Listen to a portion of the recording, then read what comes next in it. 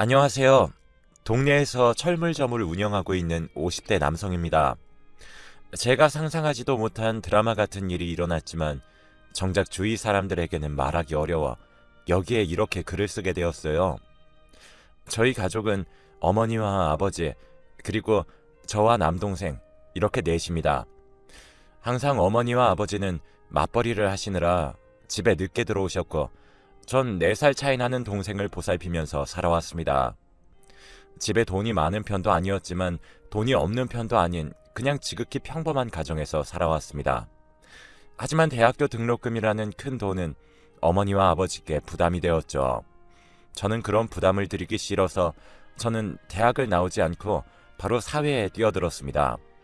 기계와 관련된 중소기업에 들어가서 동생만큼이라도 무조건 원하는 대학교를 보내자라는 마음으로 어머니와 아버지가 모으시는 돈에 조금씩 보태면서 살아왔습니다. 그 결과 남동생은 변호사가 하고 싶다면서 법학과에 진학을 하게 되었고 아주 자랑스럽고 멋진 변호사가 되었습니다. 돈 때문에 대학교를 못 간 것이 조금은 후회가 되었지만 그냥 동생에게 대리만족을 느끼면서 살아왔습니다. 그렇게 일상을 반복하던 도중 TV 프로그램에 낚시 관련한 프로그램이 나오길래 그걸 보게 되었고 제게 그날부터 낚시는 취미가 되어버렸어요. 30대였지만 그때부터 낚시를 즐겨 했어요. 바다나 강을 많이 찾아다녔습니다. 낮에는 워낙 사람이 많다 보니 쉬는 날 새벽에 바다로 향했죠. 사람이 없을 줄 알았지만 저와 비슷하게 생각하는 사람들도 몇몇 있었습니다. 도착한 바다에는 저랑 나이가 비슷해 보이는 남자 한 명과 제 자리에서 왼쪽으로 조금 떨어져 낚시하고 있는 여자가 있었습니다. 그렇게 한두 시간을 물고기의 입질을 기대하면서 낚시를 계속하고 있던 중에 왼쪽에 있던 여자가 물고기를 잡았습니다. 그런데 물고기가 내는 힘에 비해 그 여성분이 휘청거리고 있더라고요. 당장 도와주지 않으면 바다로 빠질 것 같다는 생각이 들었고 위험을 감지한 저는 그냥 차라리 도와주지 않고 후회하지 말고 도와주고 욕을 먹겠다는 생각으로 그 여성분을 도와줬고 말 그대로 정말 월척을 건져냈습니다. 도와주셔서 정말 감사해요. 안 그래도 사람이 없어서 큰일 나면 어떡하나 했는데 감사합니다. 혹시 다음 주에도 나오시면 저랑 같이 제 낚시용품 매장 가서 물건들 좀 보실래요? 뭐 필요한 거 있으시면 제가 드릴게요. 알고 보니 그 여성분은 낚시용품 매장의 사장이었습니다. 낚시하는 여자를 보기가 굉장히 드문데 되게 신기한 일이라고 생각했죠. 그 일을 기점으로 여성분과 인연이 닿았고 결혼을 해서 아내가 되었습니다. 저의 말은 뭐든지 다 들어주고 항상 배려심 많고 친절한 아내와의 결혼은 꽃길만 계속될 거라고 생각을 했지만 저의 크나큰 착각이었습니다. 결혼을 하기 전에 서로의 가족들이 모여서 상견례를 하는 자리에서 별로 수줍음이 없던 아내가 제 동생 앞에서 이상하게 수줍어하는 것을 보고 그냥 제 동생을 처음 봐서 낯을 가리는 거겠지라고 생각했어요. 그렇게 결혼 생활이 시작되었고 명절이 되었습니다. 그런데 저희 부모님 댁에 가는 날이면 아내가 항상 화장을 진하게 하더라고요. 평소에 화장을 잘 하지 않는 아내가 무슨 바람이 불었길래 왜 화장을 하는지 저는 궁금했습니다. 여보, 명절인데 뭐 누구한테 잘 보일 사람 있어? 화장은 왜 하고 가는 거야? 아내는 저에게 평소에 화장을 잘 안 하고 다니니까 이렇게 초췌한 얼굴로 어머님이랑 아버님 뵙기는 좀 그렇잖아. 명절인데. 그러니까 조금이라도 예뻐 보이고 생기 있게 보이려고 화장하는 거야. 라고 대답했습니다. 아내의 말이 맞다고 생각을 했던 저는 그냥 아무렇지 않게 넘겼습니다. 그런데 곰곰이 생각을 해보니 상견례를 할 때도 화장을 그렇게 하던 사람이 아니었고 신혼여행을 갔다 온 후에 어머니와 아버지의 댁에 방문했을 때도 화장을 하지 않았던 아내였습니다.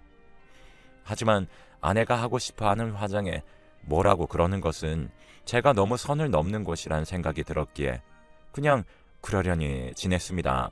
명절에 다 같이 모여서 이야기도 하면서 놀고 있던 중 저는 아내가 보이지 않아서 전화를 걸었습니다. 작은 방에서 아내의 휴대폰 벨소리가 울렸습니다.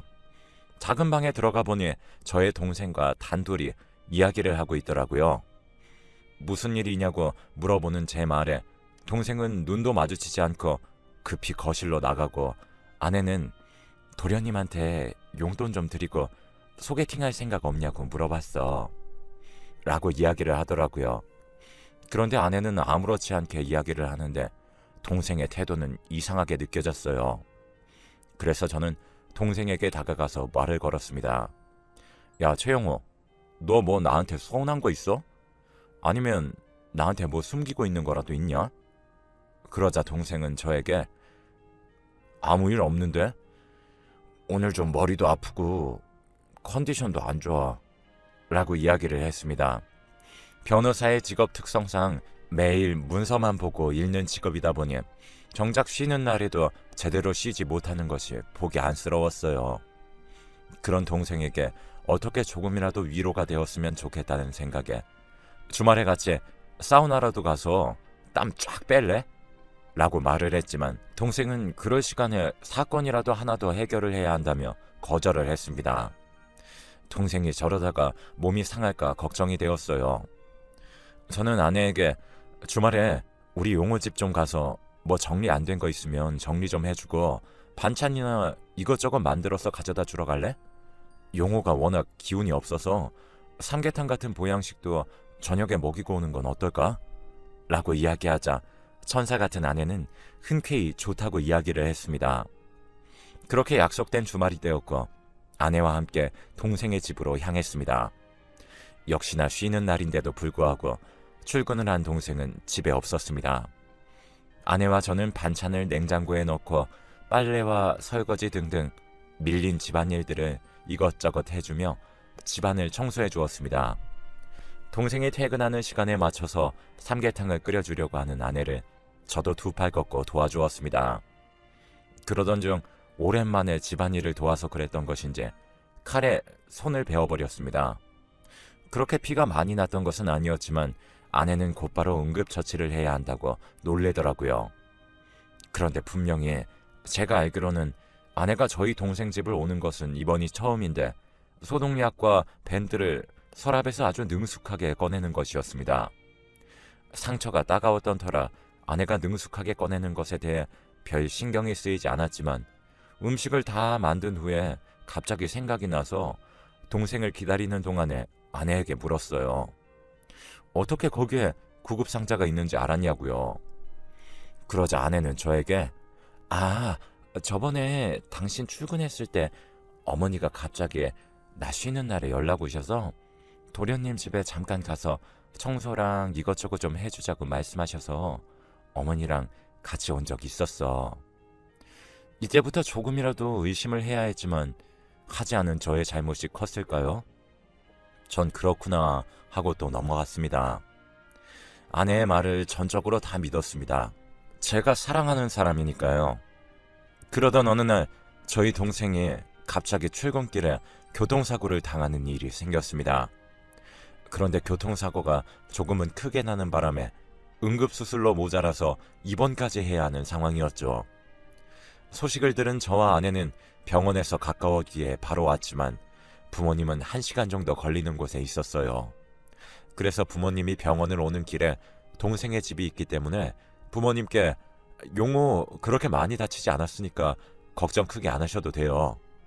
일단 아내랑 제가 용호 곁에 있을 테니까 어머니랑 아버지는 병원 오시는 길에 용호 집에 들려서 속옷이랑 여벌옷 좀 가져다 주세요.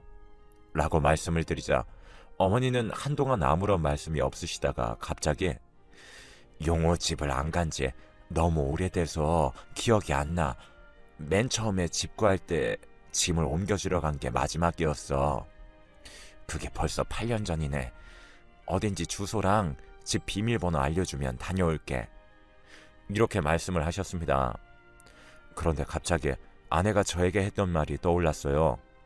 시간상으로 따지면 8년 전에 아내를 만나지 않았기 때문에 아내와 어머니는 같이 용호의 집으로 갈 수 없는 상황이었습니다. 그때부터 저는 아내가 저에게 거짓말을 했다는 사실을 눈치챘고 아내를 향한 의심이 점점 짙어지고 있었습니다. 동생의 형이자 남편인 저에게까지 거짓말을 치면서까지 도련님을 만날 이유가 뭐가 있나 궁금했지만 오히려 알게 되면 상처를 받을까봐 걱정이 앞섰던 저는 그냥 아내가 다음부터 거짓말을 안 하겠지 하며 아니란 생각으로 쭉 지내왔습니다. 그렇게 남동생 옆에서 누구보다 열심히 간호를 한 아내 덕분에 동생은 예상보다 일찍 퇴원을 하게 되었습니다. 그렇게 또 일상을 보내던 도중에 어머니와 아버지와 같이 여행을 가자고 제안을 했습니다. 아내도 같이 가면 좋을 것 같아서 아내에게 이야기를 했더니 내가 운영하는 용품장 운영 안 하면 할 사람이 없어. 알바생한테 맡기자니 알바생 쓸 돈도 없거든. 나는 괜찮으니까 어머님이랑 아버님이랑 조심히 다녀와. 낚시는 좋아하지만 여행은 그닥 좋아하지 않던 아내의 대답이 조금은 실망스러웠지만 아내의 말이 사실이기 때문에 그냥 아쉬운 대로 부모님과 같이 셋이서 여행을 갔습니다. 낚시를 하기 위해서 바다 쪽으로 숙소를 잡았고 여행을 가서도 낚시를 하며 좋은 시간을 보냈습니다. 예정대로 3박 4일 동안 여행을 다녀오려고 했었는데 어머니가 새로운 환경에 조금 불편해하셨고 얼른 집으로 가길 원하셨습니다. 일기예보를 보니 비도 계속 온다길래 차라리 그냥 집으로 가서 남은 돈으로 맛있는 걸 사 먹거나 돈을 더 모아서 또 여행을 가자는 생각으로 하룻밤만 자고 여행을 마쳤습니다. 어머니와 아버지를 집에 데려다 드리고 오랜만에 아내와 분위기를 좀 잡아보겠다고 와인과 케이크를 사서 집에 들어갔습니다.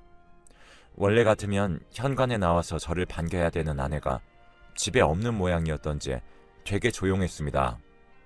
그런데 안방문을 열고 저는 드라마에서만 보던 일을 겪었습니다. 제 눈앞에 펼쳐진 광경이 믿기지가 않았어요. 남동생과 아내가 있었어요. 그 모습을 보자마자 누군가가 오한마로 저의 머리를 내려 찍은 듯한 느낌이 들었습니다.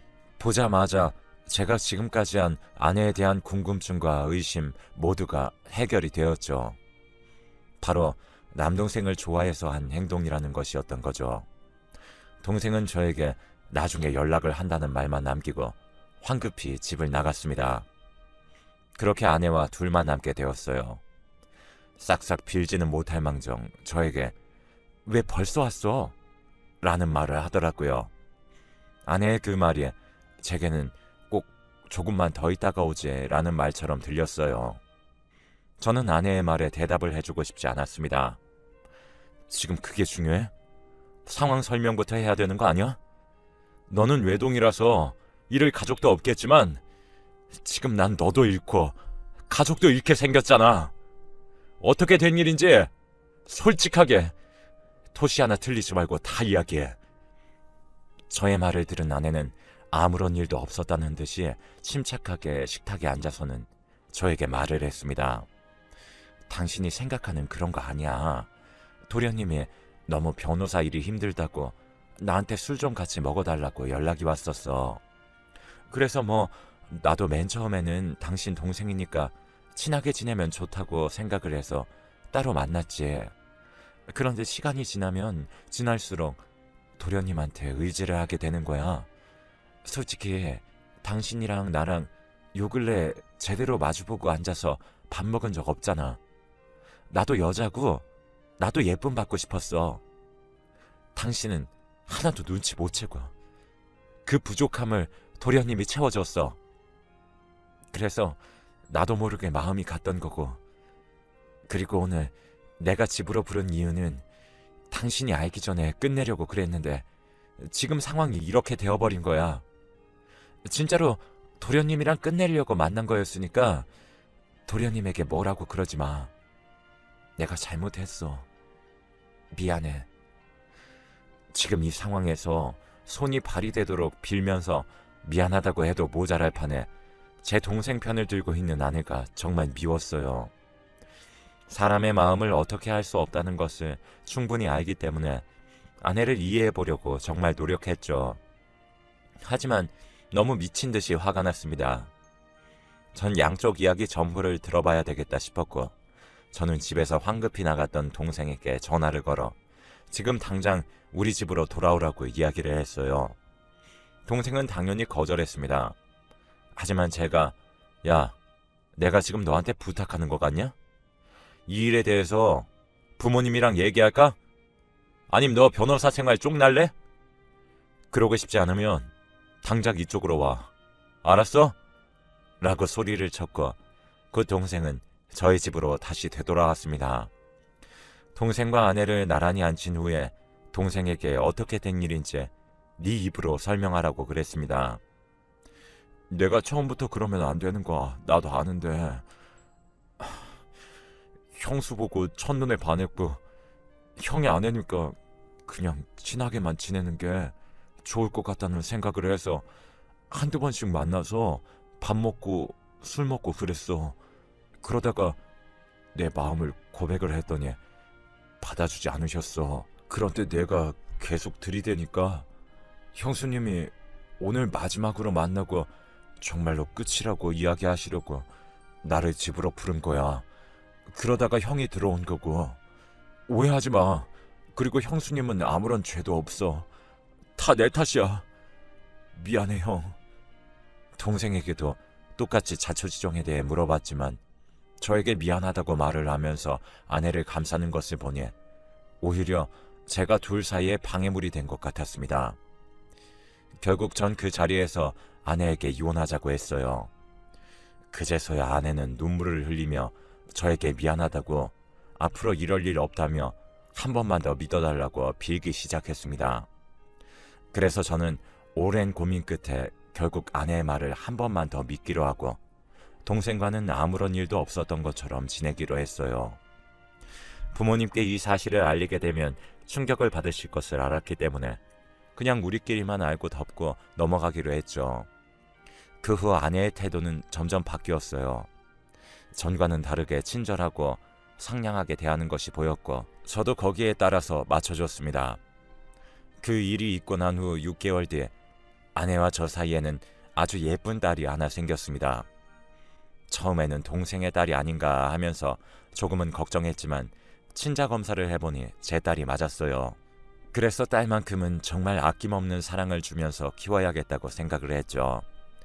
그런데 딸을 낳고 나니 아내가 또 변하더라고요. 물론 여자는 출산을 겪고 난 후 산후 우울증이 생긴다는 이야기는 들었지만 아내에게 생길 줄은 몰랐었거든요. 그런데 아내에게 우울증이 있다고 느낀 지 별로 되지도 않아서 우울증이 완치된 것 같다는 느낌이 들었습니다. 도대체 어떤 변화가 생겼길래 그러지? 라는 생각이 절로 들었어요. 아내가 씻으러 간 사이에 혹시 하는 생각에 휴대폰을 몰래 봤습니다. 사실 친동생과 사랑하는 여자 사이에서 그런 일이 있었는데 아무리 덮고 지나간다고 하더라도 그 전부를 모두 다 잊고 산다는 것은 거짓말이겠죠. 아내의 휴대폰을 봤더니 아니나 다를까 설마 했었는데 제 동생과 대화를 주고받으며 애정 섞인 표현까지 섞여 있었습니다. 저는 그렇게 또 그들에게 속았고 아내가 씻고 나오자 아내에게 저는 화를 냈어요. 당신 돌았어? 당신이 내 동생이랑 그딴 짓을 했어도 내가 당신을 너무 사랑해서 미안하다는 당신 태도를 내가 마지막으로 믿고 넘어갔어. 그건 알아? 아무리 당신이랑 동생이 내게 머리 숙여 사과해도 그날 내가 봤던 장면이 정말 잊혀졌을 거라고 생각해? 나 이렇게는 못 살아. 계속 의심만 커져가는 나도 싫고 그리고 남편 동생과 붙어먹는 너도 이제 지긋지긋해. 당신이 내 동생이랑 어떤 짓거리를 하고 있는지 다 알고 있으니까 이혼해. 딸은 내가 키울 거고 당신에게 줄 위자료는 단 한 푼도 없어. 내가 모든 걸 걸고 넘어져서 이혼 소송을 걸까? 아니면 네가 맨몸으로 이 집에서 나갈래? 아내는 제 말에 당황을 한 것이 정말 티가 났어요. 그런데 오히려 아내는 제게 아니 갑자기 씻고 나왔는데 이혼을 하자니 무슨 소리야? 그리고 내 휴대폰은 대체 왜 본 거야? 당신이 딸을 혼자서 잘 키울 수 있을 거라고 생각해? 라며 오리발을 내밀더라고요. 저는 당신 이거 하나만 제대로 기억해. 당신은 내 인생을 송두리째 무너뜨린 사람이자 장본인이라는 걸. 제발 아무리 사람 마음대로 되지 않는 것이 있다고 한들 사람은 이성적인 동물이야. 그딴 마음도 절제 못하면 당신이 개, 돼지랑 다를 게 뭐야? 그러니까 이혼해. 당장 내 눈앞에서 꺼져. 그제서야 아내는 무릎을 꿇고 미친 듯이 빌기 시작했습니다. 저는 아내의 면전에 대고 저번에 나한테 분명히 말했지. 2번 다시 이런 일 없게 하겠다고. 근데 진짜 당신 뭐야? 왜 그런 거냐고. 내가 아무렇지 않게 넘어가 주니 우스웠어? 내가 몇 번이나 계속 당할 줄 알았나 봐. 당신 같은 사람을 엄마로 둘 내 딸을 위해서라도 조용히 이혼하자. 양육비랑 위자료 다 준비해놔. 라고 매몰차게 말하고 집을 박차고 집을 나와 부모님 댁으로 향했어요. 전 부모님께 지금까지 일어난 모든 일들을 말했고 부모님은 주저앉아 우셨습니다. 저는 동생에게도 전화를 걸어 내 젊음을 포기하고 네 뒷바라지한 대가가 고작 이거냐? 너랑 나랑은 이제 앞으로 볼 일 없었으면 좋겠다. 너 인생 그렇게 살지 마. 내가 너 하나 위해서 얼마나 많은 것들을 포기하고 희생했는데 고작 이것뿐인 게 기가 찬다. 눈앞에 나타나면 반 죽여버릴 거니까 내 눈에 띄지도 마. 라고 화를 냈습니다. 그 이후 저는 아내와 이혼을 했고 동생과 인연을 끊었습니다. 제 딸은 아주 예쁘고 바르게 자라 지금은 학교에서 장학금을 받으면서 제 자랑이 되어 주었어요. 제게 일어난 일을 바탕으로 여러분들께 꼭 하고 싶은 말이 있습니다. 사람을 고쳐 쓰려고 하지 마세요. 정말 사람은 고쳐서 쓰는 것이 아니고 한 번 실수를 저지른 사람은 2번째부터는 실수가 아닌 고의라는 것을 아셨으면 좋겠습니다. 그리고 상처받는 것을 두려워하셔서 숨으려고만 하지 않았으면 좋겠습니다. 여러분들도 충분히 사랑받고 행복할 자격이 있으니까요. 저의 긴 글을 시간 내서 읽어주셔서 감사합니다. 여러분들도 항상 좋은 일들만